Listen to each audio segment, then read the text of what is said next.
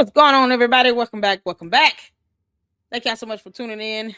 Oh, we got an interview to watch. Jenna Miscavige, the niece of David Miscavige, who is the head of Scientology, a cult, has done an interview, and we're going to check that out along with a video she did as well. So let's see here. Anna Elise is a fantastic content creator who did an interview with her. It's about 2 hours long. So we'll speed that up a little bit and make sure we can get it all in. But it is one you're not going to want to miss. So shout out to all of you all. Thank y'all so much for tuning in again. And I'm probably going to do a quick video on my second channel this evening and talking about the Tyrone Davis Jr. case. Young man who lost his life during Christmas. Highly suspicious death, and the way he lost his life is just mind-blowing. So we're talking about that on the second channel, Lady Luck Club with Sweet Tea. So yeah, make sure you come over there and join the second channel and check out the information, the content that we're talking about, get more exposure to that case as well. But let's get into this. We're going to check this out here. Shout out to Annie Lees for doing this interview, posting it up. And then Jenna Miscavige did a video saying you were wrong about me. I haven't seen it. I just know she gave the middle finger. Oh, man, we're here for it. I have reached out to her on Instagram to see if she is willing, to just come in and speak with us here in the LLC. Waiting for a response, hopefully she'll say something. But I would love to be able to speak with her, get her experience and everything. So then we'll check it out on Anna Elise. And I also watch Anna Elise myself. I'm subscribed to her because she has great content dealing with true crime. And it's definitely worth paying attention to those cases that she bring up, cases that do not get the exposure that they need. So shout out to all of you all. Mama Sage is back here with us again. We had a good time with Candace, honey. That marathon, Candace out here giving out, Erica Kirk's mother's diagnosis. Candace, you're just an evil gimp from hell. And I guess she penned an op-ed, did an op-ed or a letter to Erica Kirk. Yeah, it'll be a great exhibit just to prove even more. You saying you're obsessed, Candace, we all agree. You're obsessed. Something's wrong with that. But we had a great time. You guys, make sure you check out that live stream. It was like 5 hours, 6 hours long. But we can go hard like that when we need to. And now we're going to follow this up with Scientology, you all. It is another cult. It's a cult. So you have the wife of David Miscavige, who has not been seen in over 20 years in the public view. But somehow LAPD thought it could just say, oh, yeah, she's fine. And then, people are supposed to just go with that. It's insane. So let's get to this. Shout out to all of you all. Portrait Princess, how you doing? What's going on? Melinda's back here with us. Francisca, shout out to my moms is back here. Shout out to you. S-Files, fantastic moms I have up in here. That's on YouTube. Don't let anybody tell you anything any differently. I have the best moms on YouTube. And I appreciate you guys. I appreciate all of you for tuning in. Hit that like button as you come in. We're going to get started on this. That way you guys aren't up too late. So I'm just curious to see, I'm ready for this. I have not seen this interview. I just know the work of Annie Elise. It is fantastic, and you guys will not be disappointed. So put a 1 in the chat when you guys are ready. You can see and hear. Let's get to it. We've heard a lot about the Church of Scientology. Jenna Miscavige Hill spent more than 20 years in the church with her uncle. Well, thank you very much. As a child, I was only allowed to see my parents for a few hours once a week. There's not an exact criteria for evil, but I would definitely say, somebody who makes rules that thousands and thousands of people can't have children and runs a church where there's child labor, forced and coerced abortions. If that's not evil, then what is, Hey, True Crime Besties. Welcome back to an all-new episode of Serialously.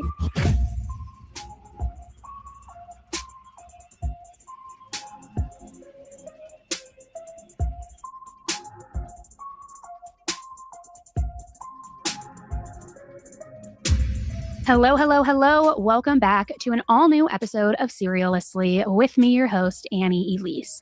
And guys, today we have got a very special episode, a very important episode. For those of you who have been listening to my podcast for a while, you know I'm really fascinated with cults. Like, I want to know how they operate, how they tick, how they recruit, the mentality behind it. And I've done a lot of deep dives into cults too over the years, whether it's FLDS, maybe a different one, maybe drinking the Kool-Aid, Scientology, all the different ones. And Scientology is one that we have talked about a few times on here. And we've talked a lot about David Miscavige, the leader of Scientology. And today I am actually going to be joined by Jenna Miscavige here in studio, David's niece. Now, she was in Scientology since she was a very young age, and she is going to be sharing with me all about her experience in Scientology, how she escaped Scientology, David and his secrets and what he does behind closed doors. Also, if David truly believes that Scientology is powerful and he's aligned with its belief system, or if he in fact knows it's a cult. We also, of course, are going to touch on Shelly Miscavige. Where Shelly? Nobody has seen or heard from her in years. Is that true or not? Was she complicit? What does she know? What was her involvement? Jenna's going to tell us everything. And she's also going to talk to us about the darkness behind Scientology. And I think we're all aware of the darkness and how they prey on people and exploit them and use them. But it goes even darker and deeper, more than I ever knew, to be quite honest. And so she's here in studio. She is going to break it all down for you. We're going to talk through it all. And I'm just really excited to have her here because I think it is such an important topic and something that needs to have a light on it as much as possible. Hi, Jenna. Thank you so much for joining me today. I'm really excited to have you here because, as I mentioned already in the intro, I've been fascinated with Scientology for years, and it's something that I personally have been investigating, researching. I try to be very careful when I am, but when I came across your TikToks and how outspoken and brave you are and just the powerful statements that you were making, I just wanted to hear more and learn more from you and just have your personal experience. So thank you so much for joining today, truly. Of course. Thank you for having me. Of course. It's my pleasure. So what I would love to start with is just a little bit, I guess, about your background. At what age were you introduced to Scientology? How did it all come about within your family? Yeah, so I was born in Scientology. So my parents were already Scientologists by the time I was born. And just before I was 2 years old, they joined Scientology's most dedicated organization or most dedicated group inside of it. It's called the Sea Org. And basically you sign 1 billion year contracts promising your soul lifetime after lifetime of servitude to Scientology. You are not allowed to have kids, although they had already that rule came shortly after they joined. Oh, okay. Yeah. So from that time forward, no Sea Org members were allowed to have kids. Did they ever have any more kids or no? No. Okay. Yeah. And basically you work 15-hour days, 7 days a week for Scientology. You have little or no time off. You live communally. Everyone eats together and you basically get paid $50 a week. And $50 a week at 15 hours a day. Yes. I need to figure out what that math even computes to. Have you done the breakdown of that? I mean, pennies, but right. Yeah. Yeah. I mean, in the end, Scientology is paying for where you live and where you eat, but usually it's stacked up, in dorm rooms stacked with bunk beds this high. Although when you're married, you get you share an apartment with another couple, and they're paying for your food, but also you're paying for all of your laundry, all of your toiletries, all of your feminine hygiene products. You're paying for everything else. So even so, room and board, I mean, that doesn't equate to 15-hour days full time and then getting the extra $50 a week. So you mentioned really quickly, I want to talk back about the dorms and how it's stacked with bunk beds even before marriage. So what is that like? How many people to a room could there be? So for instance, when I went to a Scientology boarding school, and boarding school is a very loose term here, but I was in a dorm with 7 other girls. And then we had one bathroom which was connected to another dorm with 7 other girls. Wow. So we were all using the same bathroom. We all had to shower every day. And it was a scramble, if not impossible, to be hygienic as kids and get everything done you were supposed to get done. What age did you start boarding school? So that started when I was 6 years old. And were you pulled away from your parents and put into this boarding school with just peers, or how did that work? Well, the truth is that when my parents joined this Sea organization, it was in Los Angeles. Shout out to all of you tuning in. Make sure you guys are hitting that like button. Let's get these videos back up in the algorithm. It's been a week since I've been able to go live up to earlier. So please make sure we get these videos back in the algorithm. Hit the like button. Shout out to all of you all coming in. Wyoming Gal and Black Anonymous, my fantastic mods. Thank you all for tuning in. So far, she said that they only got paid $50 a week, but they still had to pay for everything. They had to do their own laundry. They had to pay for their own toiletries and all of that. How?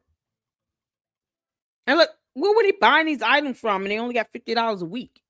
I take it they weren't allowed to do any other outside work. Y'all, it's like a slave trade or something. What is going on? $50 a week? Was it strictly for the Sea Orgs? Like they couldn't have kids? How do you keep the cult going if you don't have kids? Not the kids should be in this cult, but I'm just saying. Like, you guys see how this is so weird. They're like robots. Yes. I don't know. This stuff is just wild. She said they only got paid $50 a week. They had room and board. They only got like an apartment and some food. But they worked 15 hours a day and only got paid $50 a week. And they still had to buy everything else. How does that mathematically add up? So these people really, they couldn't afford health care. Like, God forbid you have a medical emergency. What do they expect to happen if you had a medical emergency? What if you ended up in the hospital? How did that go? Did they have a hospital? Y'all, this is crazy. Yeah, it's absolutely insane. $50 a week. Child slavery. And for like a year or so, like they were there with me, and me and my brothers lived in the living room on bunk beds. But then my dad went to the secretive international management base for Scientology, and my mom was doing other projects for Scientology. So I only saw them for a few hours once a week. Wow. That's so tough as such a young girl. Yeah. So I would be in like Scientology nurseries during the day with a bunch of other Scientology kids. And then when I was 6, there was basically a boarding school that was at Scientology's international management base. And where's that located? It's in Hemet. Okay. Yeah. And so the boarding school was about 20 minutes away. It was at the back of an Indian reservation, and it was a couple of acres, and there wound up being like 80 to 100 kids there. And we would be there all week, and then we would see our parents for like a couple hours on Saturday evening and Sunday morning, and then we would go back. And so, I mean, my mind is kind of blown right now as you're saying that, because I've of course, I'm familiar with the Sea Org. I have heard about the boarding schools, but now just thinking through that, at such a young age, 6, 7 years old, which is incredibly young, going to sleep without your parents and waking up without them, that has to be incredibly difficult and challenging. But I also suppose the argument could be you didn't know any different at that point. Is that fair to say? That's very fair to say. Yeah. The truth is that I never lived in a home with my parents. And even though you're right, like I didn't know what I was missing. And also that was happening to all the other kids around me.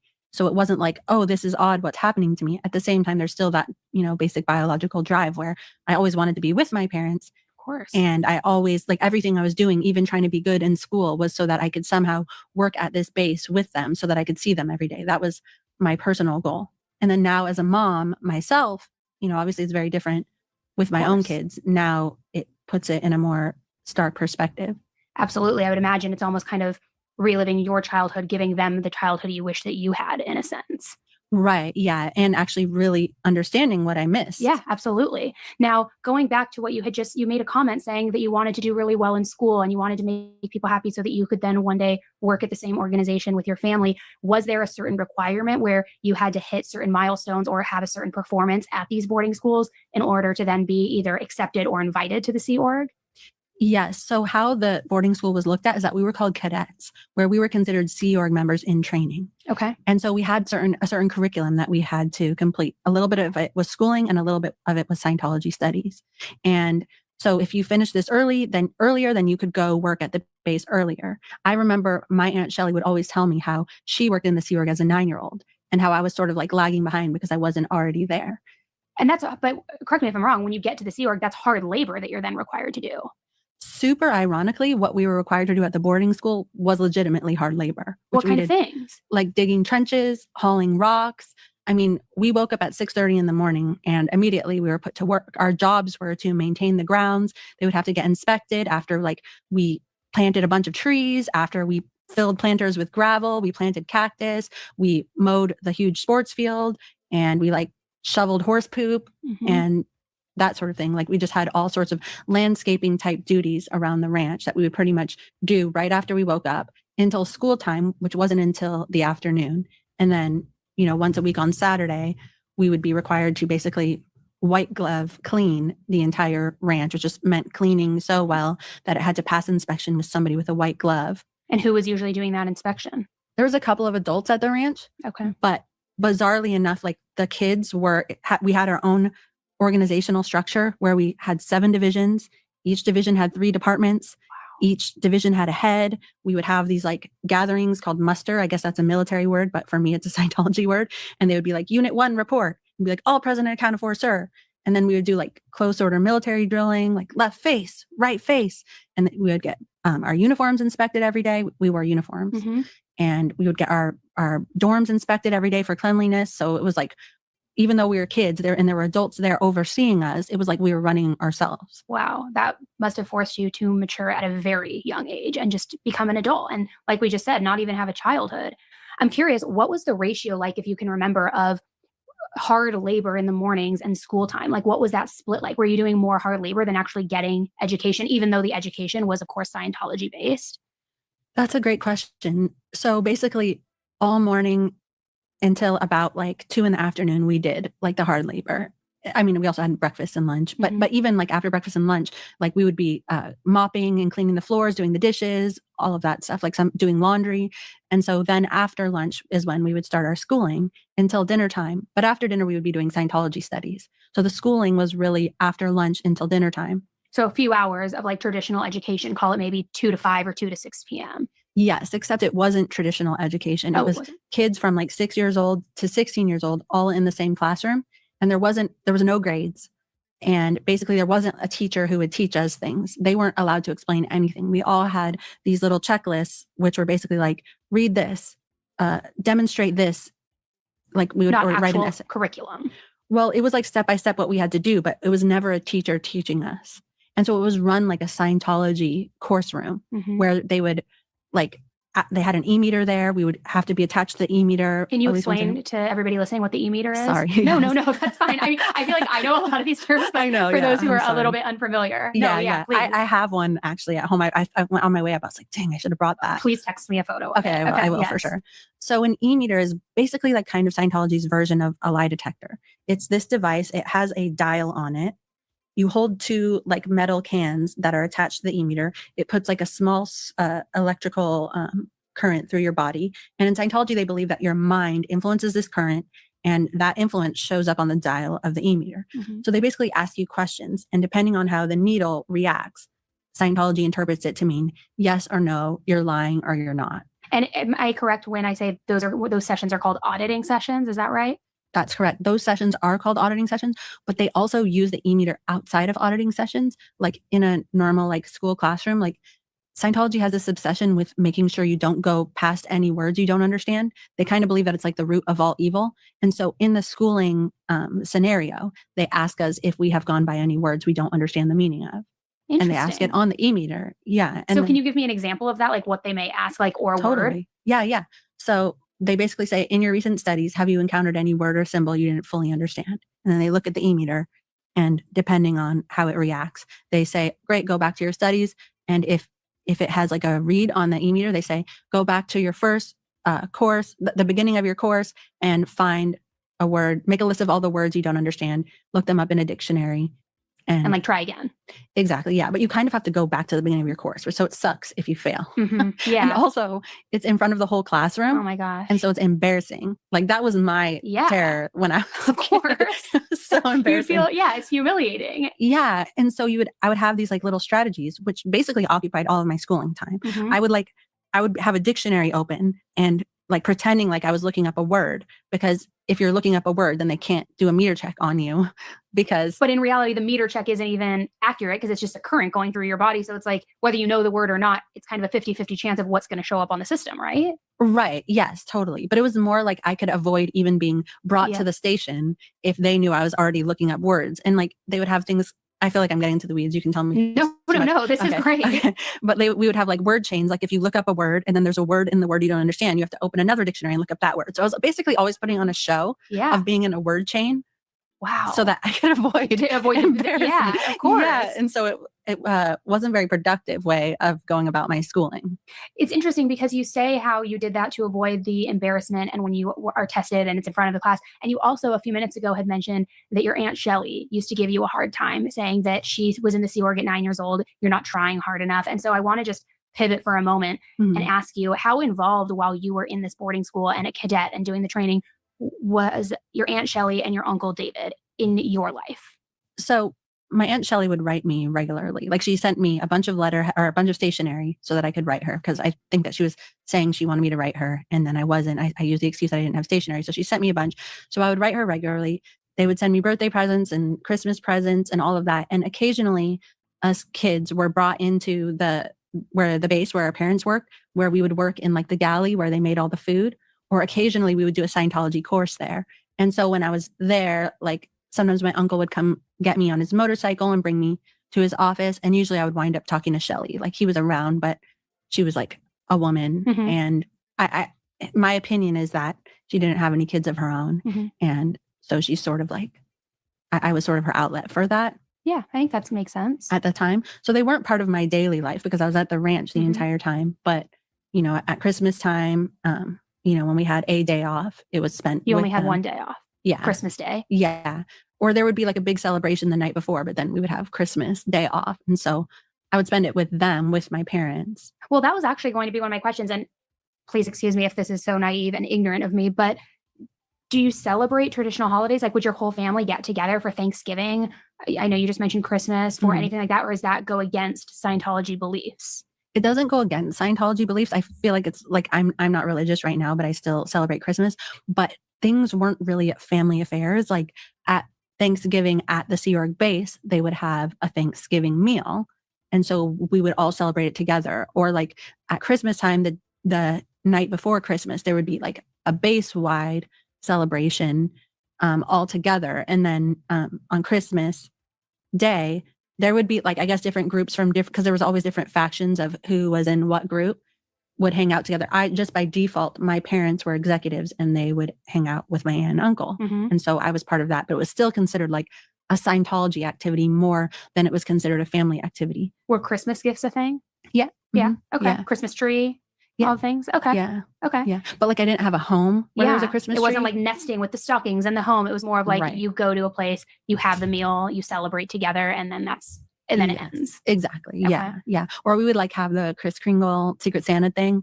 But we all like, well, as a kid, I only made $5 a week, but like they only made $50 a week. So you'd have to like buy gum from the canteen or something. And that would be like the daily gifts. But now speaking of that, I want to move into how you progressed out of the boarding school and what was next. But really quick, just going back to the pay thing really quick, is it your opinion that the pay was structured that way to keep people in debt and keep them stuck there? Or why do you think the pay was so little? And is it still that amount to this day? Everything I know of from people who have left more recently, it is still that amount to this day. Wow. And the truth is that I think about different aspects of Scientology so many years later that I feel like I actually haven't even gotten around to thinking, is that why this pay is structured in this way? But I was actually doing a new TikTok for today, and I talked briefly about elderly people who work their entire life in the Sea Org and they don't have any savings, they don't have a pension, they have no retirement. So they're basically just screwed. And you can't have those things if you're living on $50 a week. No. And so even just today, like even though I've been gone for quite a while, it's still like, the more I progress through my life, the more I see how things were when I was there. The more I am a mom, the longer I'm a mom to my kids of different ages, I realize how messed up it was for me. Yeah. So absolutely. So I actually think that is a very good point. Like, of course, that's how you keep people there. Well, that's interesting that you just mentioned about the point about pension and elderly people, because I'm curious too, what would happen if a Sea Org member or any member was injured? Or did you ever go to the dentist growing up? Was health care covered? What did that look like? So as far as the dentist, they did have an in-house dentist, but it was like one person for thousands of people. And you would have to get like these. That's exactly what I was just asking about the healthcare part. So they had in-house dentists. Were they trained? Oh, Tavares, how you doing? Shout out to you. Hey, Mira, welcome back to Gal Needs Therapy. Oh, man. Yeah, this what they went through was absolute torture. Oh my God. This is absolute torture. But yeah, I was just asking about that. Like, how did they take care of healthcare? Like, God forbid they needed to be in the hospital or have surgery. They just let someone just sit around and be in agonizing pain and they needed a medical procedure. Oh man. You sound sick. Yeah, I was sick this week. Had a cold, had a little stomach bug. I had it all. But I'm clearing up. I'm literally like trying to eat some saltine crackers right now. So I didn't want to keep going too long without just hanging out with you all and going live. Because I hadn't gone live the whole week. It sucks missing a whole week. YouTube, they will push your videos down to the bottom of the barrel because they're like, oh, you're not being active. Like it, but I miss you guys. So I wanted to also, go live. But yeah, it's been a week. But I'm trying to work on that. But that's you said your daughter has strep and you are, oh my goodness. I'm sorry, Melinda. Yeah, I was sick all week, y'all. It's crazy. Hope you feel better. Oh yeah, I'm trying to get there. I'm trying to get there to virus. I'm trying to get there. Tara, you stay away from me. Y'all. Oh man. Man, look, even my boys get sick. The first thing they want to do is they want to hang around mama and cough and sneeze all over me. It's like, why are you doing this? Go get mama sick. Go cough on your daddy. Yeah, they don't care. They did it. Mama's gonna just always catch it because we want our mamas to help us. We want our mamas to make us feel better. Oh my gosh. But yeah, it happens. Well, I feel your pain. Oh man. All right, y'all. Let's get back to it. I was just wondering about this healthcare thing. Oh yes, I missed you guys as well. This has been, look, we had that I know you don't like the Candace marathons, Tavares. We got Umar coming in tomorrow. Someone sent me a video. They went back to the school because he's lying about the renovations being completed. He lies like hell too. Yeah, so we go check that out. Plus, there was an interview that I wanted to do from Marianne Lorient. She interviewed the hairstylist, y'all. You know, the one that slept in the room. The one that slept in the room with Umar. She interviewed him. I'm like, I'm not gonna miss that. I got to go over that one. So we're gonna check that out tomorrow. Yeah, so we do Umar tomorrow. Umar, I'm coming for you, you dumb Oompa Loompa. All right, let's get back to this. Scientology is a cult, y'all. This is something else. Can you imagine having a toothache and you got some in-house dentists that don't know what they're doing? They don't believe in medicine. Telling you, oh, just go gargle and rinse with some salt water and take a nap. What? Ah, painful. Money approved in order to get the procedures. So there was a dentist, but it wasn't like everyone was in good health. There was only so much this one person could do.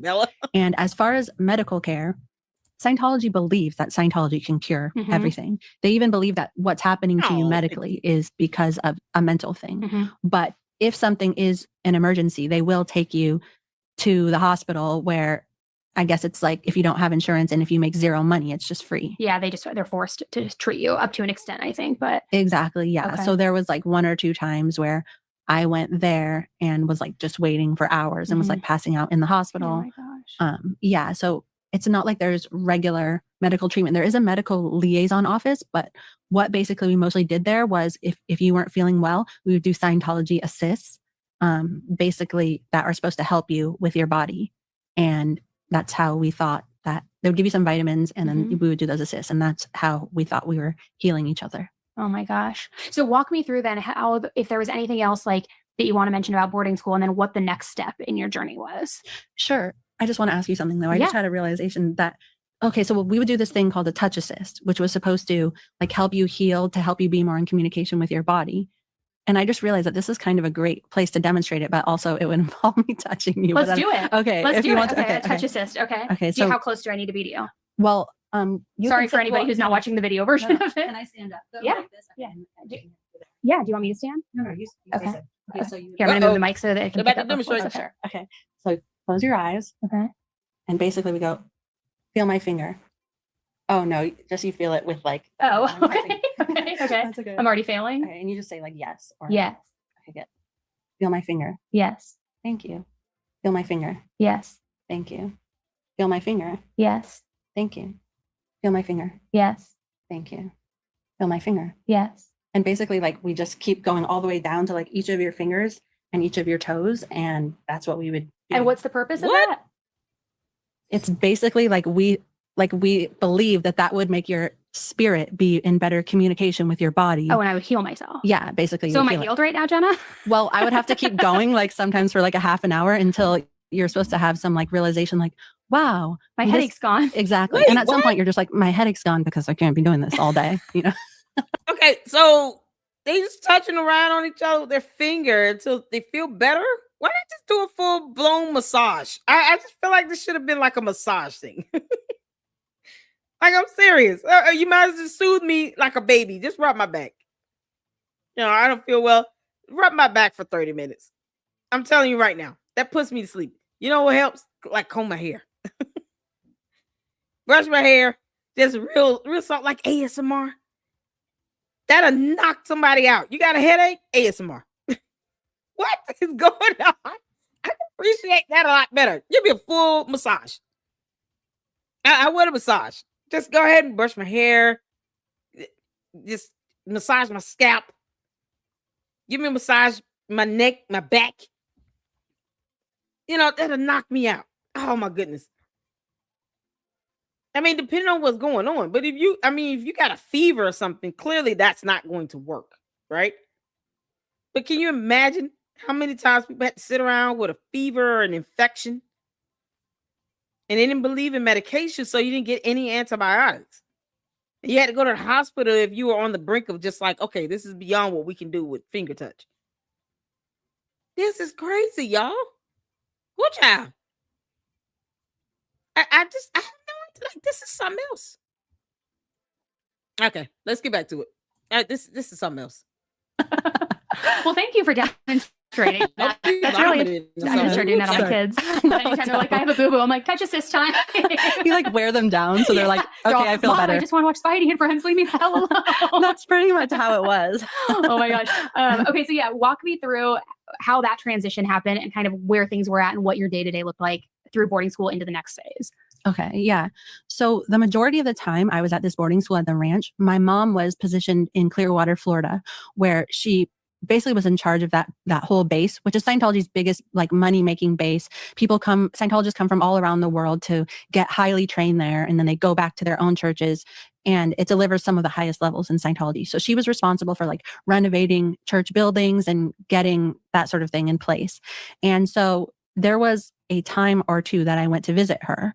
And basically I was going from digging trenches, hauling rocks, and like being in this military-esque organization to where I lived with my mom in an apartment, but it like had a jacuzzi, like there was a teenage girl who was supposed to look after me, who worked for my mom, who would make her breakfast every morning. She would wake her up and she would do her laundry. And, you know, my mom would get like manicures and there was a special executive chef. She would get this delicious food. And all I had to do was do a Scientology course all day.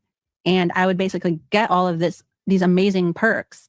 And it was like the greatest time of my life. Of course. I mean, of course, compared to what you were doing in the hard labor, it's like, this is amazing. Exactly. It's like the Ritz. Yes, exactly. Yeah. That's exactly how it was. And so then when I went back to the ranch, I was like, it sucks here. Yeah, I don't want to be here. Get me out. Yes. Yeah. And then they had made it so our training program was going to be longer to be at the ranch. And basically I was like, I want to go back to Clearwater.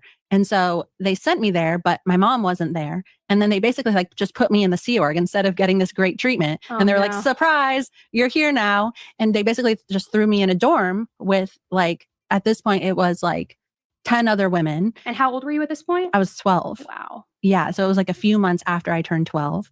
And like, I remember getting there and my bed didn't even have sheets on it. Like, I didn't know where to go. I was just told, okay, now you're in the Sea Org. Here's your uniform. Now, I always knew I was going to be joining the Sea Org, but I didn't expect it to be that sudden. Like, I actually signed my billion-year contract when I was 7 years old. Oh my gosh. Like recruiters came to the ranch and they had us all sign it. And it was like, of course I'm going to sign it. My parents are part of this. I'm not going anywhere else. The norm. You're not even questioning it. Yeah. And I didn't play video games. I didn't have toys. I didn't watch TV. Like I knew 0 people who weren't Scientologists. 0. I never saw them. That was your world. Exactly. Yeah. Yes. Yeah.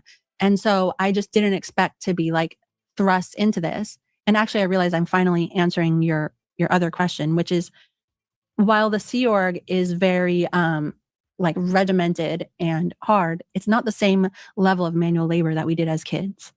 That's interesting. So it's actually a little bit easier as you get older, which is so disgusting to think about. Right. For me, yeah. Some people just join the Sea Org not having grown up in the cadet org or in the boarding school. So some people just go right into that, and that's really hard for them. For me, it was like, it was a little bit easier, but still, yeah, there was more like, I don't know, like politics and dynamics and that sort of thing. Now, for someone who is, say, making it, call them 20 years old, and they're saying today, like, I want to become a Scientologist. I truly believe in it. I believe in everything they stand for. What would make someone decide or be told either, okay, I'm a Scientologist, I'll go through Dianetics or all the programs and do all this, or I'm going to go in the Sea Org? Is it a requirement? Is it a certain level of dedication? How does that split happen? It's not a requirement, but it is considered like the highest level of dedication. And obviously, the more dedicated you are, the more praised you get. And also, as a Sea Org member, you get Scientology for free, although they don't give you much of it because you're not paying for it, but you are actually able to get Scientology for free. So maybe some people who can't fully afford paying for Scientology outside of working there, they might join staff or join the Sea Org or something like that. I think that's an interesting take, joining from like a financial perspective and benefit, but you also had said that it's the highest level of dedication. So I have to ask, why has Tom Cruise never been in the Sea Org? Right, exactly. Isn't he like the, picture perfect Scientologist, so dedicated, like the poster boy? He is, yeah. But I think that Scientology, and he probably agrees, that he's more valuable to Scientology as being Tom Cruise. As being like the Mission Impossible guy who never ages and does his own stunts. Did you ever meet Tom Cruise? No, I never met him. No. Yeah. I want to talk all about the celebrity of it all here soon, but let's, okay. No worries. Sorry, I'm going off the rails a little. No, that's okay. But in Scientology, like even when Tom Cruise was like going crazy, like jumping on couches and stuff, we just saw it as like, oh my God, he's spreading the word about Scientology. He's doing so great. What a great dedicated Scientologist he is. So I feel like Scientology thinks he's more valuable in that way, because how many people have gotten into Scientology because they're like, well, Tom Cruise does it. It must be great. Yeah, all the different celebrity endorsements throughout it. Yeah, exactly. So then once you were at the Sea Org, aside from just like the less labor or the reduction in labor, I should say, from when you were at the camp or the boarding school, right? What did that look like? Did you have to go through, I know you said Scientology education was free or it was made available at that point. So like, did you go through all the Dianetics? How much do all of those cost? The books, I know that is like this whole financial animal in and of itself too. And you never really reach the top. You always get hit down different tiers. So what happened? Right. Yeah. So first of all, I was no longer doing schooling daily. We only did school like a couple hours, one day a week. Starting at 12 years old. Yeah. Starting at 12 years old until I was 16 years old. After I was 16, no more schooling at all. And again, it wasn't grade levels. Nothing was like no diploma for all of the kids who were there working in the Sea Org. It's not just me. And then my schedule sort of became like, at least at the boarding school, our studies would end at 9:00. We would go to bed at 9:30. Well, instead here, it was more like closer to midnight, 11:30 midnight when we would go home. And I was required to do a lot of Scientology training throughout the day. There was also a few programs I went through where like I was in a higher level part of the Sea Org. There's so much red tape. There's so many hierarchies. It's so seems esoteric. Like by design. Yes, exactly. It's like, what are these people even doing? But basically, there was an initiation program to get into this higher level organization where we were required to do all the laundries of the senior executive on the base. We would do all of their laundry, and we would clean their rooms for them. We would clean their offices for them, and we would bring them food. And we had to complete a certain series of courses in order to get through that. So I did that program. And sorry, I'm just trying to explain things you're fine. in a way. I'm sorry, I even forget your question. Oh, what did I was just talking about what it was like in the Sea Org and like what the landscape of like what you had to do and the requirements and Dianetics and all of that. And if that was a part of it, and just kind of like as you, I guess, because in my mind, I'm thinking you're essentially climbing the Scientology ladder, so to speak. So like as you continue to climb higher and higher, I would imagine the pressures increase, the requirements increase, maybe the skepticism starts to trickle in. So just kind of wanting to understand a little bit about just that period in your life. Right. Yeah. Okay. So as far as Scientology, if you're a paying person who comes and pays for Scientology, they have what's called a gradation chart. And basically you start at the bottom and step by step you move up.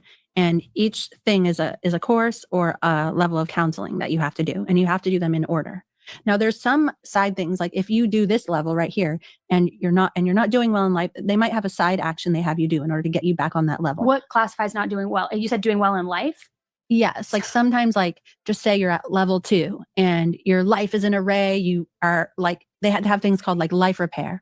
Or maybe if you go to jail, like they can do like, I don't know, like an interrogation on you and find out what's going on. Okay. Like just a life event. Yes. Would it be, I'm just trying to get a scale for it. Like, would they consider your life in disarray if you were going through a breakup? Or is it something more severe? Like you're drinking, you're doing drugs, you've gone to jail, like something that is more severe?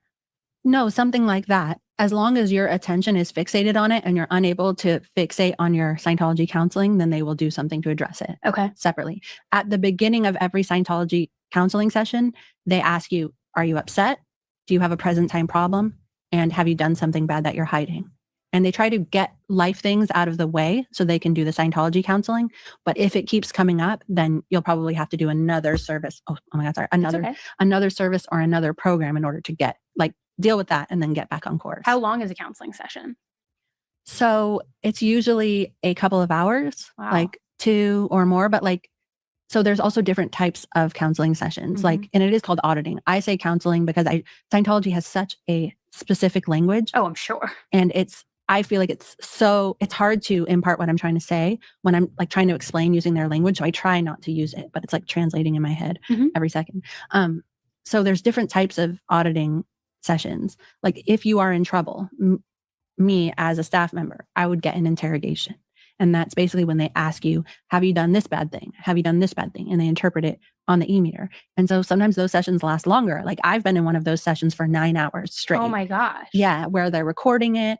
It's like an adult asking you a bunch of questions. They don't accept no for an answer. They only accept the e-meter's answer. Are you comfortable sharing why that session was so long or what the primary root of that was? Yeah, absolutely. Okay, well, first of all, it happened like 20 times. It was a common thing. Yeah. It was like a standard practice of theirs. Right. But for me specifically, because I was the niece of the leader and because they felt like how I acted represented how they looked to people. And I don't know if it's like they saw me as a potential threat. So one of the times when I started getting an interrogation was when my parents had actually left Scientology and I didn't know. I just got pulled out of my duties. How old were you at this time? At this point, I was 16. Okay. Yeah. So. And they left and they didn't notify you? No, I didn't even know that my parents were leaving. I had been forbidden to call my parents by my Aunt Shelley. And so basically they had taken me out of my everyday duties. And I started getting interrogated by this woman who was the highest level important person on the base. And this would go on for hours a day with a video camera. And then basically I was taken out of my duties. I was made to clean bathrooms anytime that I wasn't getting an interrogation from her. I was made to scrub the bathroom with a toothbrush with somebody standing there watching me to make sure I didn't try to escape at any time. Someone else also stood outside my dorm at night while I was sleeping. What would happen if once you're notified that your parents left, which I want to ask why they left, but what would happen if you were to say, you know what, screw this. I throw the toothbrush down. I'm out of here. You can't hold me. I have free will. I'm not doing this anymore. I don't want to be a part of this. What would they do? Well, this is what's hard. That is what I eventually did when I left Scientology. But if I decided to do that, who would I go to? I knew 0 people who weren't Scientologists. Oh, you mean in terms of life outside of Scientology? Yeah. So it's almost as though kind of like not only, and I hope this word doesn't offend you because it's not at all what I mean, but it's almost as though they brainwash people inside there a little bit to be just so dependent on other Scientologists and remove your ability to lean on anybody outside of the organization. So you feel trapped. Right. And I didn't know anybody outside of the organization. I didn't have a dollar to my name. I didn't know how to cook. I didn't have a car. I didn't have a license. I didn't have a diploma. Like I was raised to be afraid of people who weren't Scientologists. Like not like they would hurt me or kill me or something like that, but I was afraid of how I should speak to them if they were to ask questions because we were told how to answer questions. Like I was supposed to say I was a student, but I didn't really know why. Now I know that's because as a kid, you're supposed to pretend like you're in school. But at that time, I didn't know what, like I believed in Scientology. I thought it was great that I was working there. Yeah. Why do I have to lie? Exactly. Yeah. So I was just like afraid of people who weren't Scientologists. And so I wouldn't have anyone to call or anyone to go if at that time I wanted to leave. I didn't even know my parents were gone and I didn't even have a phone number for them. So there was no options. Like me staying there, like I just had nowhere to go. How did they explain to you that your parents left? Did they try to position in a way to suggest that they abandoned you, that they left, that they were the evil people in all of this?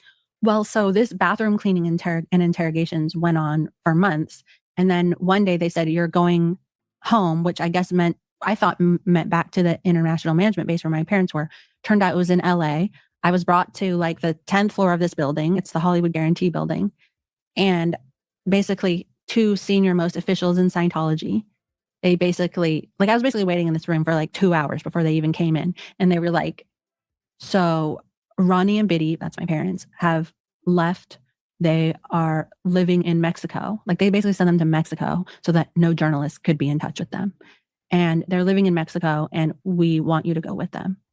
And I was like, so are they basically, I asked if they were declared SPs, which is a suppressive person, which is somebody who has left Scientology, is a critic of Scientology, and people who Scientology thinks are evil. And they were kind of like, well, yeah, but they didn't want to lead with that. And they're like, and you're going with them. And I was like, oh, well, I haven't seen my parents since I was 12. I've never lived in a home with them. I've basically structured my whole life around, like, you know, when I started my period, like I got pads from my friend, you know, when like that's who my family was. And so at this point, when my parents have left, I've been forbidden to talk to them for years. I was afraid of the outside world. Of course. We were taught that in regular schools, like in Scientology, they believe psychiatrists and psychologists are like evil and they like try to like lobotomize you and all this and drug you. And I was like, I'm going to go to a regular school in Mexico. I don't even speak Spanish. And so I was like, no, I want to stay. And so basically I wound up staying. And at the time they were like, wow, you are such a dedicated, wonderful Sea Org member. Do you think that they did that at all as some sort of reverse psychology to be like, we want you to go to like test your dedication and see if you want to stay? Or do you think they truly did want you to go?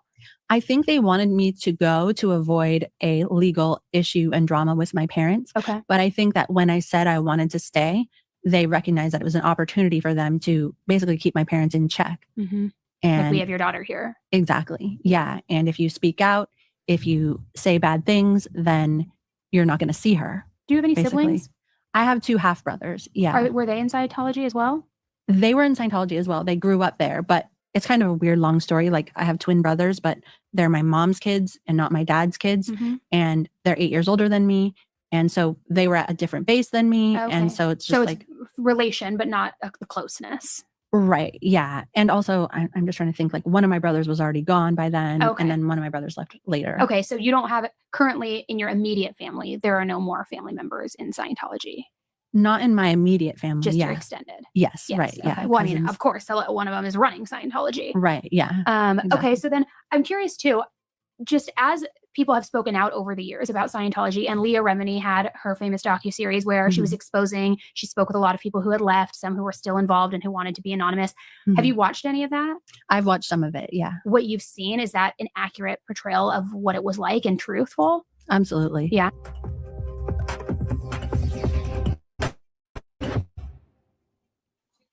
Yo, this is something else. I'm all about refreshing my wardrobe and getting my staple pieces in my closet for the season. Let's fast forward. I still say Tom Cruise can kick rocks. Just because of their participation, how did that? Can't make this up. It's stuff that she said, man. They had her in captivity, basically. People don't think this is a cult. You said you never met Tom Cruise or anything like that. Did you ever hear about special treatment that the celebrities were getting, or like certain perks that they would receive just because of their participation? How did that look? So in Scientology's Celebrity Center International, which is where the big celebrities are handled, there's like a whole office called the President's Office. They just help them in their day-to-day life. They help get them on Scientology services. They make sure they're entering through the right door so that their privacy is protected. They handle their interpersonal relationships. They get them a good spot in the Scientology restaurants. All of that, they basically cater directly to them to make sure they're getting the best possible treatment. A lot of times when Scientology celebrities are on courses, they have their own private classrooms. If they're doing the purification rundown, they have their own private sauna. Crazy. And even sometimes they're being counseled, audited by very senior level people, senior executives. Wow. Yeah. So I remember there was one period of time where I did not want to be in Scientology. I had tried to escape. And this man, his name was Marty Rathbun. He was second in command of Scientology. And he literally was chasing me on the street with his car. I finally got in the car. He took me to the top of Mulholland Drive. We got into an argument. he left me there. And then I didn't have a phone. I didn't have anything. I was just a brainwashed Sea Org member. And wait, what's going on TPUSA Live? Y'all make it seem like it's a Super Bowl show. What's going on? Kid Rock at TPUSA Live? I thought y'all was talking about like a football game. What the heck? Y'all. We're talking TPUSA. Wait, what? Super Bowl halftime. Y'all stop it. Y'all call the TPUSA Live.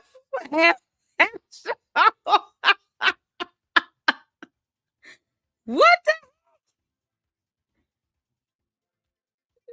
Wait a minute. Wait, what? Hold on. Are we for real? TPUSA Live? They have a halftime show. What? You can't make this up. This is real. This is not a football game. I thought y'all were joking. Oh, wait a minute. I thought y'all were joking. This is real. Kid Rock. Brentley Gilbert. I don't know them folk, honey. Gabby Barrett. I don't know who these people are. Lee Bryce. These are singers? I literally thought you all were talking about a halftime show, like a football game. What the heck is going on? We'll just keep doing it and start taking their market share. It's exactly what you said, Mark. Real America's Voice. We're filling the vacuum that was left by these so-called networks, so-called media networks that were really just propaganda. This is insane. I thought there was a football game. I thought y'all was literally talking about a football game. Why is it not showing on TPUSA's channel?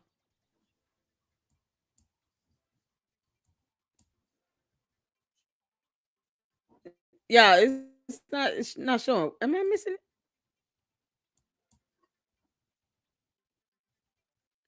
Wait, what? Yeah, this is weird. The real halftime is Bad Bunny sucks. What? Yes, it is to boycott the Sing NFL pick Bad Bunny singing in Spanish and dressing in women's clothing. Who is Bad Bunny? I don't know who Bad Bunny is. Who is that? I can't believe y'all got me watching a halftime show. I thought it was for football. Yeah, I'm not even a huge football fan. Oh, wait a minute. It's not playing on Charlie Kirk's YouTube channel?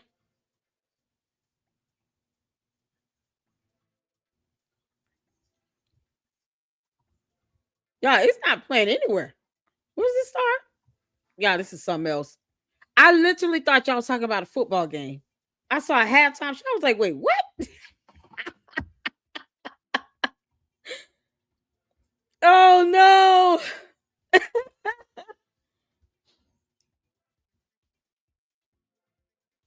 Y'all, oh my God. This is something else. Yeah, can you imagine people clicking on this to see Jenna Miscavige and they're gonna see this? Okay, hold on. Let's go back to because it hasn't started. When is it supposed to start? How long we got it? How long is this? No, I didn't see it on TPUSA. It will start within a few minutes. Okay, what's a few minutes? Like 5, 3? What are we talking about? Yeah, who would have thought Kid Rock? They got Kid Rock? What? Last thing I heard him do was with what's the dude name? Oh, Eminem clowned him out so bad. What's the boy's name? He was a rapper with Puff. He was trying to come at Eminem. What's his name? And then Eminem snapped back, and that boy ended up starting. He went to country music, something like that. It was crazy. Did Kid Rock do something with Justin Bieber? So I listen. I don't even like watching. I'm not a football fan.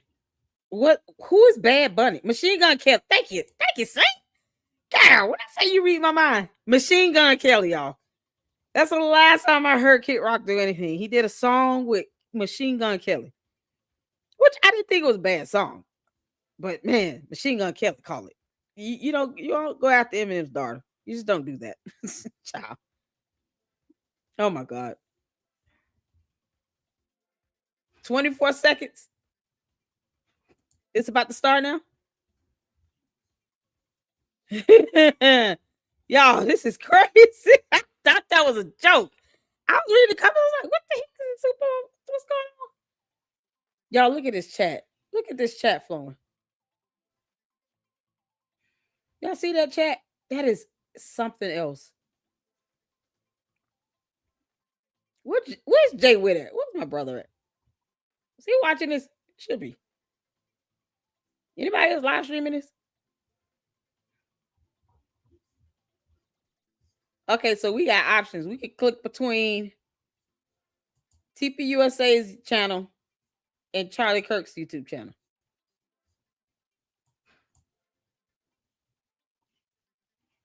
They need to come out. What they doing? Bad Bunny. Who? Okay, somebody tell me who is Bad Bunny. Listen to Booker T by Bad Bunny. Bad Bunny is a rapper who raps in Spanish. Okay. First half of football game is still going, waiting for it to finish. Either or. Bad Bunny made a song about wrestler Booker T. Wrestler. Huh. That's something else. I don't even know who that wrestler is. Okay. While we wait, I guess we're doing this. While we're waiting, you guys tell me when it comes up. Let's put up Jenna Miscavige's her video. She did a video with this middle finger. Oh my God. Y'all let me know when it starts. Hey everyone. I wanted to come on here and give a little update on my life.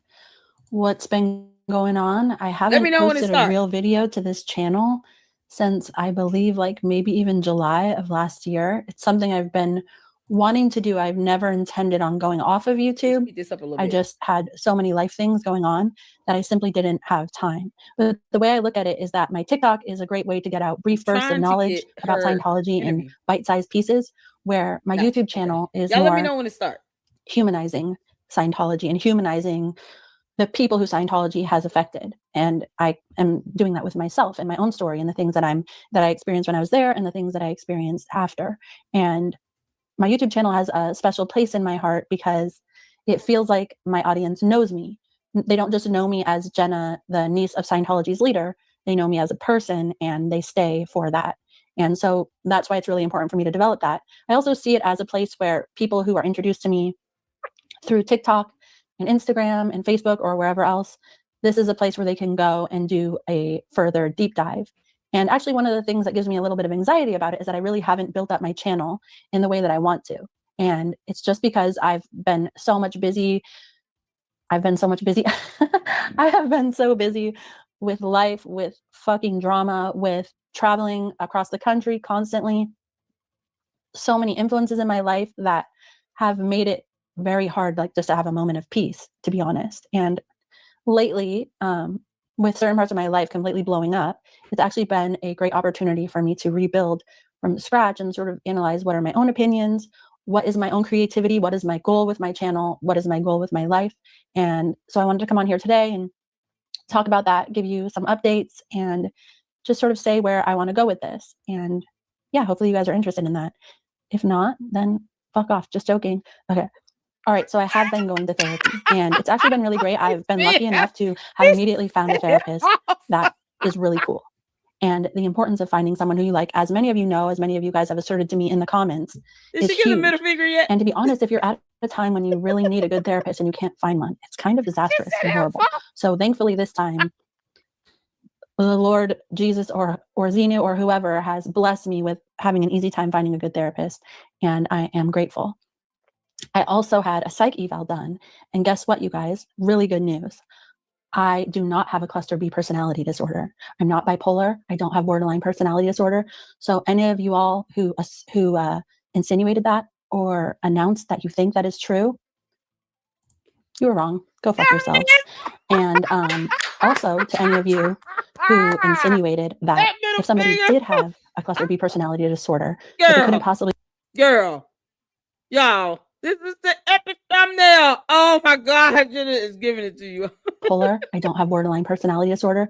So any of you all who insinuated that or announced that you think that is true, you were wrong. Go fuck yourselves. And also to any of you who insinuated that if somebody did have a cluster B personality disorder, that they couldn't possibly be telling the truth or that their view on things couldn't possibly be real, also go fuck yourself. Especially those of you who actually are experiencing mental anguish and mental health issues and are on meds for it, and then are demonizing other people for having the self-awareness to say, maybe I need help with this. Anyways, to get back to the important part of this, I am not in need of any meds. I've actually been doing much better after making certain changes in my life. And go ahead, Jen. Yeah. The amount of bravery and self-awareness it takes for somebody in a relationship, in a friendship to say, this isn't going well, maybe I need help, maybe I'm part of the problem, and having that be weaponized against them, especially by somebody who's had similar struggles to that, as proof that they're wrong or that they are at fault. Their willingness to say, maybe the problem is me, having that be weaponized is one of the saddest, sickest things that people can do. And having watched that in the last few months in real time has been pretty fucking disappointing and disgusting. So as it turns out, I'm just a normal person reacting pretty normally to some insane circumstances after experiencing some things that many people never have to experience at all in their lives. And yeah, I want to thank the many people who have both supported me publicly and privately during a time when I was questioned. Let's go, y'all. Shout out to Jenna Miscavige. I'm just giving everybody the middle finger today. Okay, it's starting.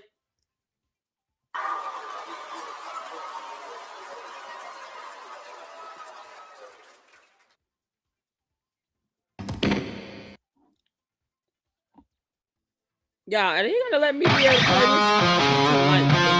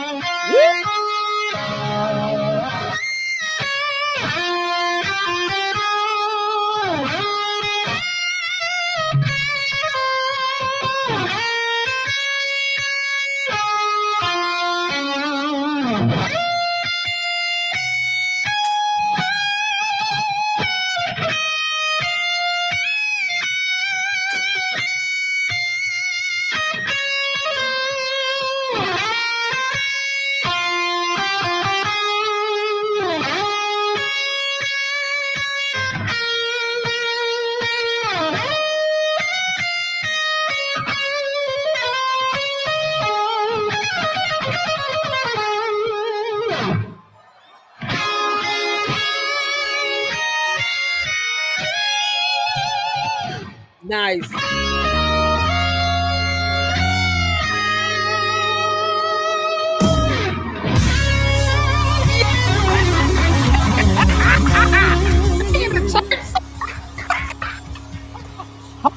Ladies and gentlemen, welcome to the All-American Halftime Show. Let's get to it. This is Real American. Oh, that was good. That was good.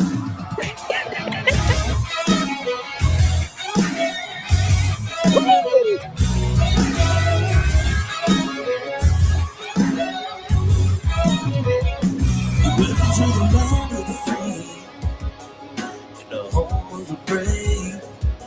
We do it freestyle, you and me style. Yeah, I love like it. it did in the good old days. We do it for the heroes overseas and the heroes on down home. That mohawk all the big cities, all the small towns, let's crank it up and get it on. We fly and rain, waving all across across the land. We got them good times all right. No worries on the can. Everything's made in the USA. And on your heart when the song gets played. When the gloves come on, you find out where you stay. And that's real American. Oh, he got so much grit in his voice. I love it. Oh, got it started. So you ready to roll? It's the best of the best, playing chess with American muscle. We fire and red, blue, waving across the land. Got the good times on. No worries on the everything's made in the USA. And on your heart when the song gets played. When the gloves come on, you find out where you stay. And that's real American.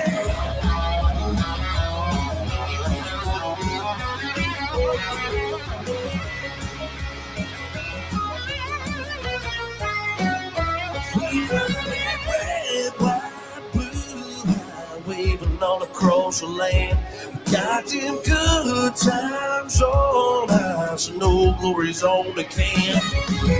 Everything's made in the USA. And on your heart when the song gets Oh man, I really hope they better not block my video on YouTube. and that's real American.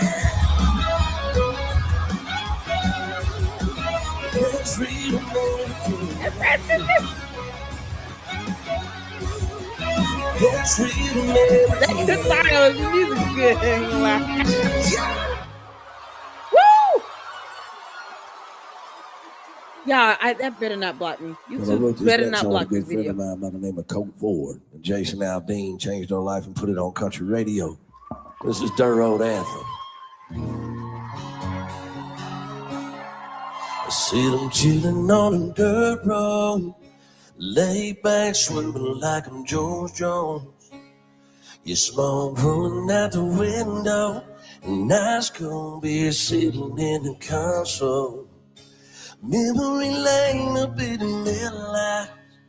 It's got me reminiscing on them good times. See them turning off a real life driving, that's right. Hitting easy street on mud tires. Yeah, back in the day, Palms Farm was a place to go. Load the truck up, hit the dirt road. You can join the bar while I spread the word. Like the bonfire, then call the girls. King of the kid and the Marlboro man. Jack the Channel, a few good men. We can learn how to kiss and cuss and fight too. Better watch out for the girls in blue. Now the small town, he said, she said. Ain't funny how rumors spread. Like I know something y'all don't know. Man, actually, it's getting old. You need to mind your business, man. Watch your mouth. Wait a minute, you knock your loud mouth out. I'm tired of talking, man. Y'all ain't listen.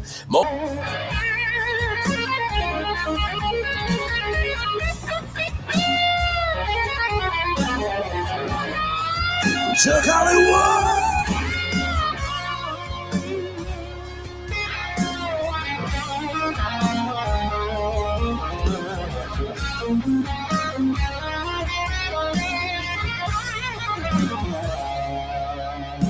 I was brought up in a small town, North Georgia. Raised also the Baptist moles in the front row pew for the Sunday roll call. Everybody praise the Lord. Y'all grew up, learned how to hunt and fish. How to bust a 12-gauge pump and not miss. A life without work, that's just a myth.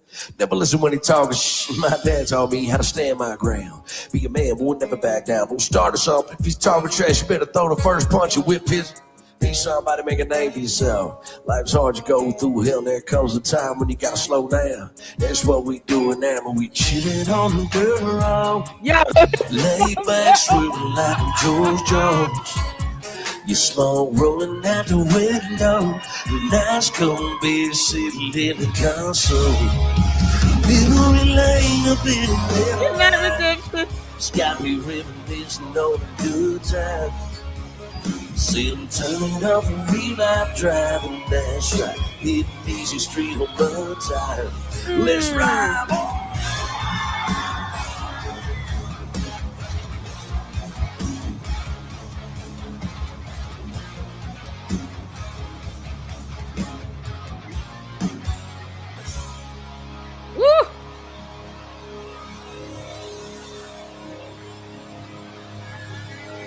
Not gonna lie, that's pretty good.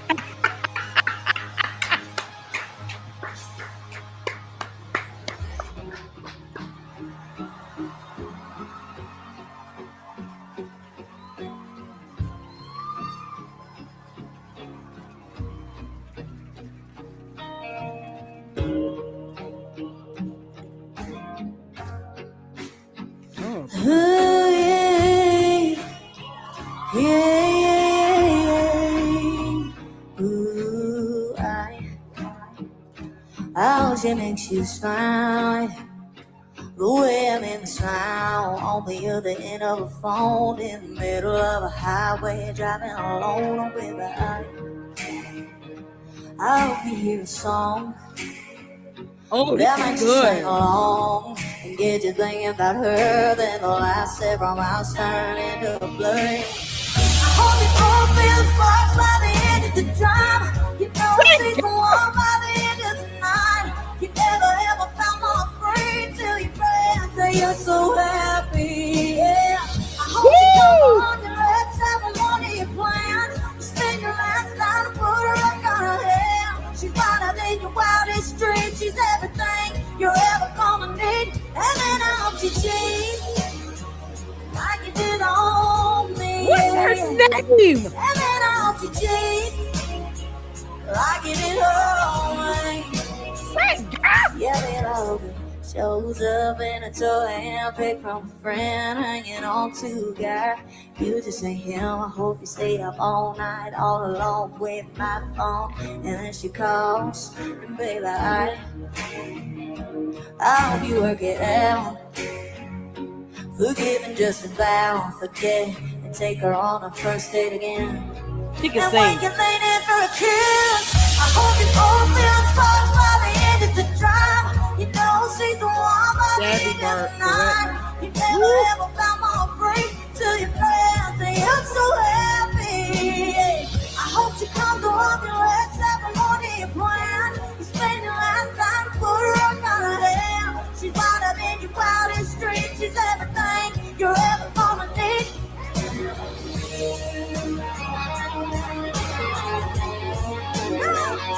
And then I hope you cheat like you did always.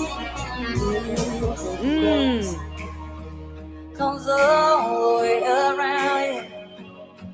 I hope she makes you feel the same way about her that I feel about you right now. I hope you both feel the sparks by the end of the drive. You know she's the one by the end of the night. You never ever felt more free till your friends say you're so happy. I hope she comes along your legs every morning you plan. Spend your last time, put her up on her hair. She's wider than your wildest dreams. She's everything you're ever gonna need. Yeah. Like you did on me. Like you did always.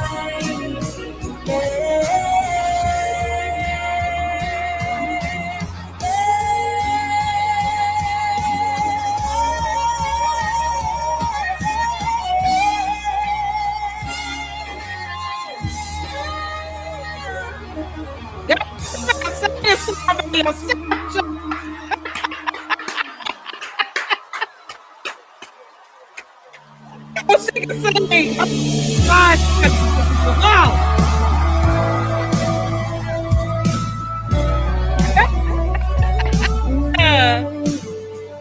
He's a phone call to his parents. He's a Bible by the bed. He's the t-shirt that I'm wearing. He's a song stuck in my head. He's silent and he's steady like the hurricane he runs. He knows just where he's going and he's proud of where he's from. He's one good one. Ooh, yeah, he's one good one. Come on. Yeah. He should have won like he wrote the book, boy. When you don't even look for anybody killing good ones, but he's good all the time. He's one of the good ones. Sing it.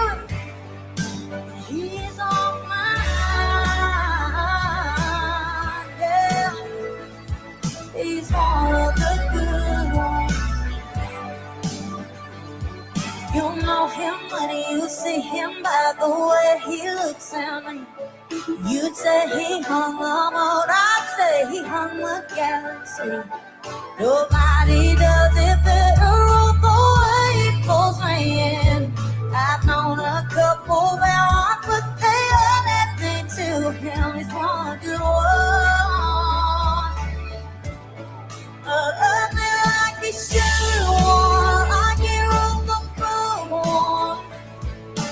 Can't you find you know he look more than anybody can be good one, but he's good all the time. He's one of the good ones. You say, come on.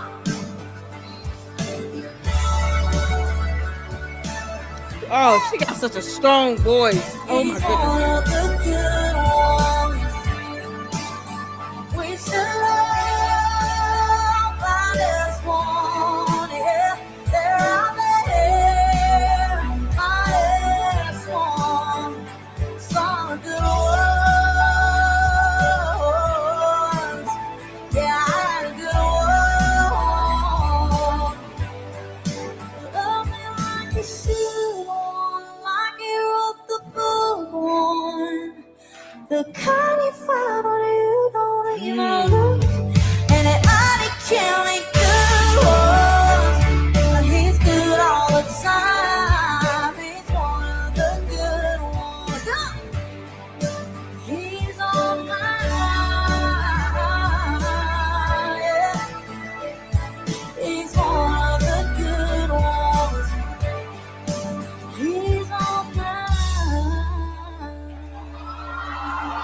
Girl. Y'all catch them riffs in that, honey? She got some voice on her. She got a strong voice. That was good. This Kid Rock. No, this is Leave.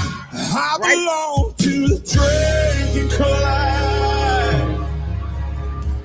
We're up when the rooster crows. The clock in when the whistle blows. Whoa, 8 hours ticking slow. Whoa, and then tomorrow we'll do it all over again. I'm a member of a blue-collar crowd. They can never, no, they can't keep us down. If you gotta label me. You label me proud, cause I belong to the drinking class. Monday through Friday, man, we bust our back. Let you one of us raise your glass, cause I belong to the drinking class. We laugh, we cry, we love. We go hard when the going's tough. We push back and push and shove. Whoa. If you knock us down, we'll get back up again and again. I'm a member of a good time and crowd. We get rowdy, we get wild and loud. If you gotta label me, then label me proud. Cause I belong to the drinking class. Monday through Friday, we bust our glass. Left you one of us to raise up your glass. I belong to the drinking class.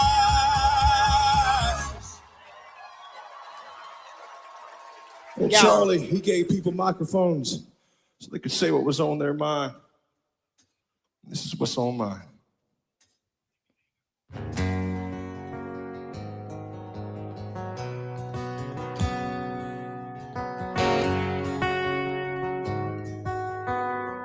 This is tribute. I just want to catch my fish, drive my truck, drink my beer, and not wake up to all this stuff I don't want to hear. Like the same kind of gun I hunt with just killed another man.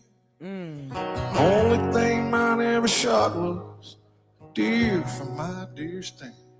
I just want to cut my grass, feed my dogs, wear my boots, not turn the TV on sit and watch the evening news. Be told if I tell my own daughter that little boys ain't little girls, I'll be up the creek in hot water. This can't see your ass world. It ain't easy being country in this country nowadays. The directions the fingers point when everything goes up in flames. Saying I'm some right-wing devil, 'cause I was down south, Jesus raised. That's with me in my house. Being country. We serve the Lord in this country nowadays.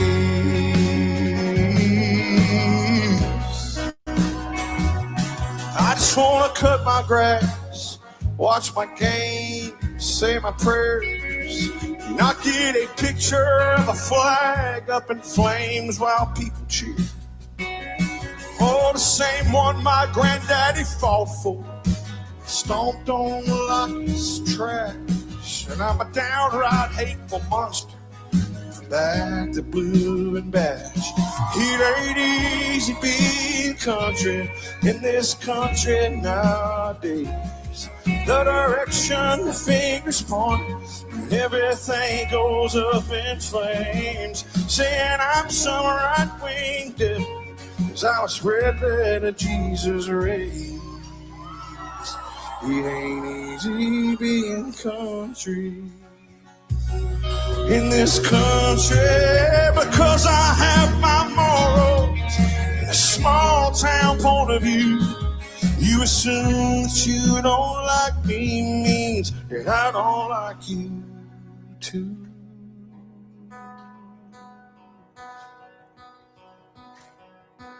It ain't easy being country this country nowadays.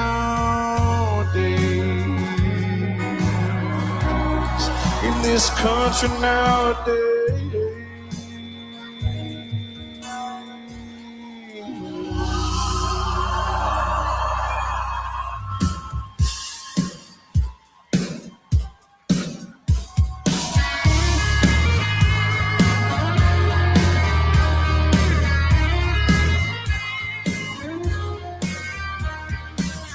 I am a sensitive. I have a tendency to pay more attention to the things that I need. Sometimes I drink too much. Sometimes I test your trust. Sometimes I don't know why you stay with me. I'm hard to love. Oh, I don't make it easy.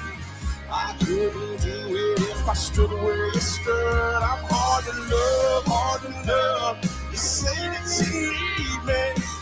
Well, I don't deserve it, but I love that you love me good. Yeah, you love me good, baby. Girl, you've given me a million second chances, and I don't ever want to take you for granted. I'm just a man. I'm just a man. Hard to love, oh, I don't make it easy. I couldn't do it if I stood where you stood. I'm hard to love. Say that you need me. Well, I don't deserve it, but I love that you love me good.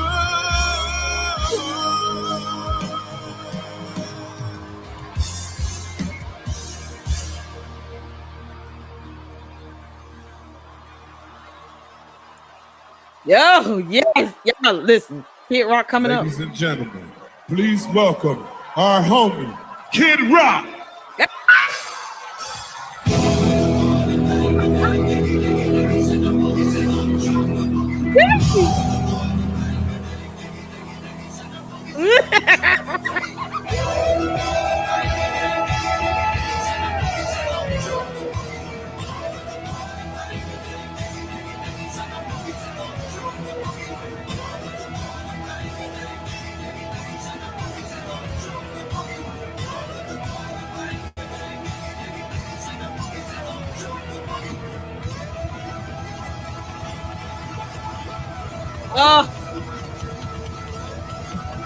He come, y'all. He.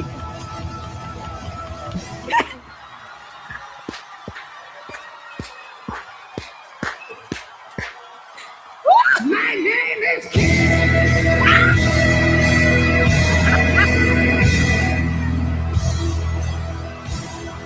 It's Kid,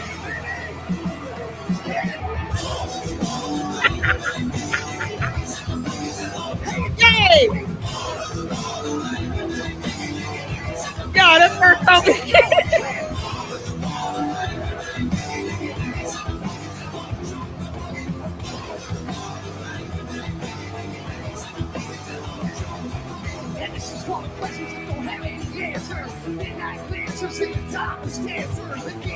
The cars back with beef burn, the cheese with the 40s and the chicks with beef burn, the northern lights and the southern coast burn, and it don't even matter if your veins are punctured. Crackheads, the critics, the cynics, all my heroes in the methadone clinics. All you bastards in the IRA, slow cookie cop, and the corner death is for the shots of Jack. And the cats are better, the half-blacks of love, and the fist is strands. For my hookers all checking out Hollywood, for my hoods of the world, it's understood. I say it's all good, yeah, it's all in fun. Now get in the bed and try to love someone.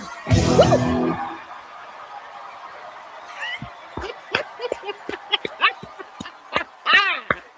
Y'all just get me hollering, y'all.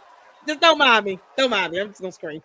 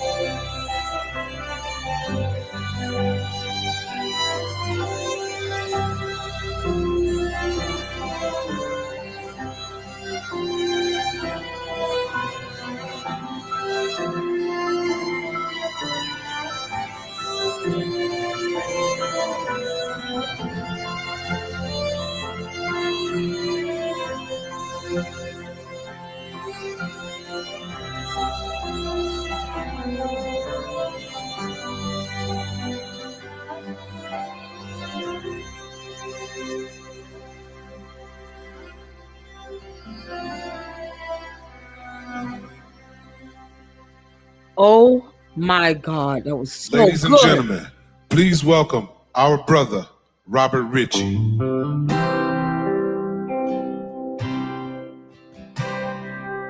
That was beautiful. They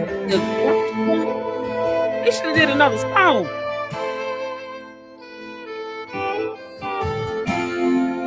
Oh my God, that was beautiful.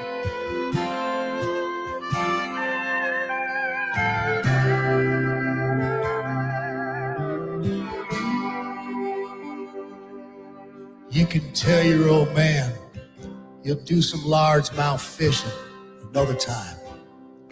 You got too much on your plate to bait and cast a line. You can always put a rain check in his hand till you can't, till you can't.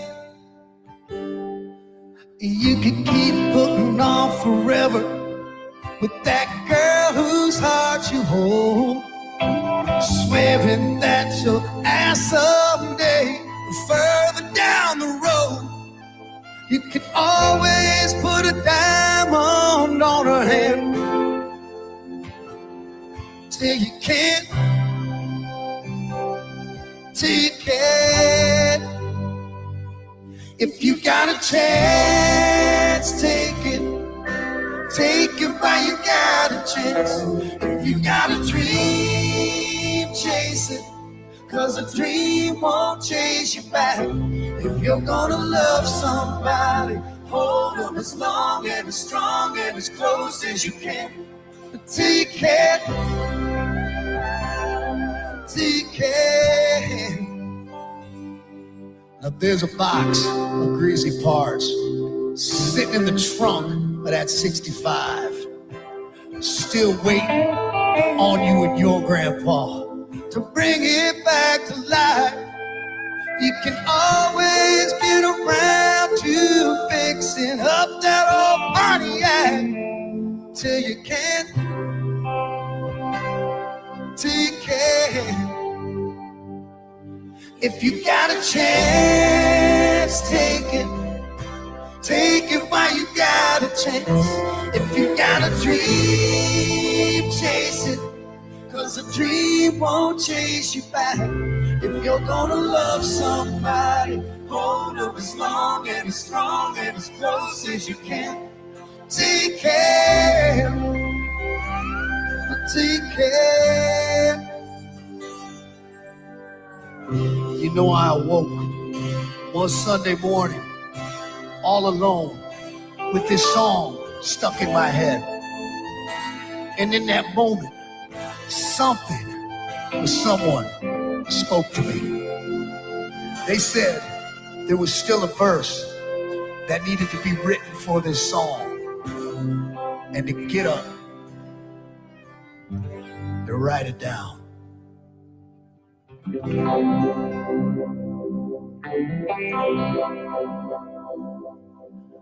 There's a book that's sitting in your house somewhere that could use some dusting off. There's a man who died for all our sins, hanging from the cross.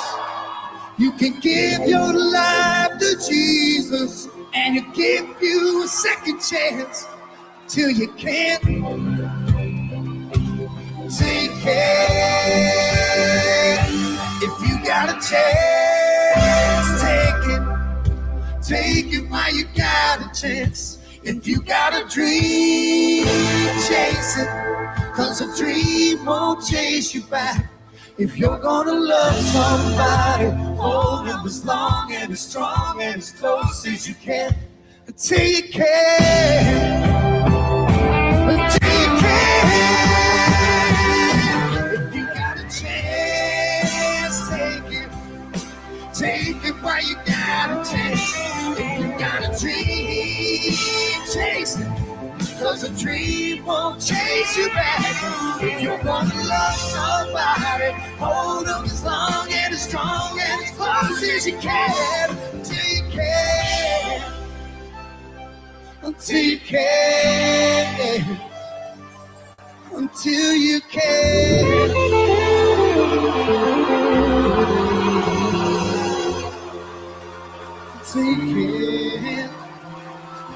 No, that's awesome. This is a beautiful tribute. Look at that. Oh my God. Them babies. I want to honor God in all that I do. I want to be a great husband, a great father. I want to serve this country. I want to try to continue to lead this movement and to speak truth and to never lie. To stop thinking about yourself all the time and instead think about what you should do to help other people and to defend this country above yourself. I'm so inspired. This army of freedom fighters, we're going to be around for the next 100, 200 years because we know in the end our ideas will win. God should be the most important thing in your life. But then beyond that, it's getting married, having children, building families. My kids are my most important thing in my life. My wife, my kids, my relationship with God, the top 3 things. And the more often that you choose the deep, the difficult, but the right path over the easy path is one that will reward you, your family, and this beautiful nation.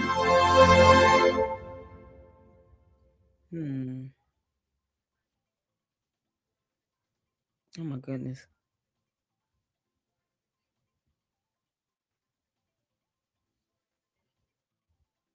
Y'all, that was awesome.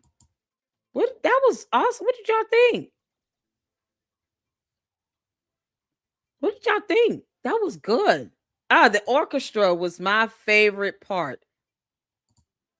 Like the orchestra music, the classical music, that was absolutely gorgeous. I love classical music. The young lady, can we talk about her for a second? Gabby Barrett, watch out. Let me tell you something. That girl has a strong voice. Y'all, that was awesome. Did y'all enjoy that? Oh my God. I love classical music, you all. Gospel music, classical music, jazz music, R&B, a little hip hop, old school hip hop. This even soft rock music, soft pop rock and soft rock music. I'm a connoisseur of music. I love music. I started my channels out as a music reactor. So me listening to various types of music is just something I enjoy doing. And that was just a nice mixture. I'm up here yelling with Kid Rock. Oh my goodness. But that orchestra, that classical music was absolutely gorgeous. That young lady, y'all, Gabby Barrett, girl, you better sing the song by yourself, child. That girl got a voice. She has range. Her riffs, her runs. Oh my God. I love hearing new artists that can really blow the mic out of the water. God, you can say. Shout out to her. Y'all talk me about this. This was good. Did y'all enjoy this? Y'all, thank y'all so much for tuning in. Listen, I don't want this live to be extra long. We're hitting up an hour and 39 minutes, y'all. This is something else. Just shout out to you, Juju. This was for you, Juju. Y'all don't ever say I never gave you nothing, Juju. Y'all, Juju was like, oh, please put it on. I try to make sure you guys, get a little variety of everything. I wanted this to, and you see that sometimes, God can take you in a different direction. You never know. So hopefully this was a blessing to somebody. I hope that, this blessed you all. Because sometimes things can go in a different direction. You never expect it to, but look what happens. And I thank you all so much for tuning in. Y'all, we're gonna go live tomorrow. I'm getting my son ready for bed. We're gonna go live tomorrow. And do this child Candace or something to that extent. And then we got to talk about Umar. Because Umar, lost his mind. So we got to do it. We got to do it. So hopefully you guys tune in tomorrow as well. Thank you all so much for letting me know this. I had no idea. I literally thought you were just talking about the Super Bowl. But I appreciate this. Y'all be good. That was fun. I'll set up the live stream for tomorrow. We're going to be back on it again. And make sure you guys hit the like button on the way out. Shout out to you guys. And you all have a good evening. And until the next one, Lady Luck Club out. Deuces.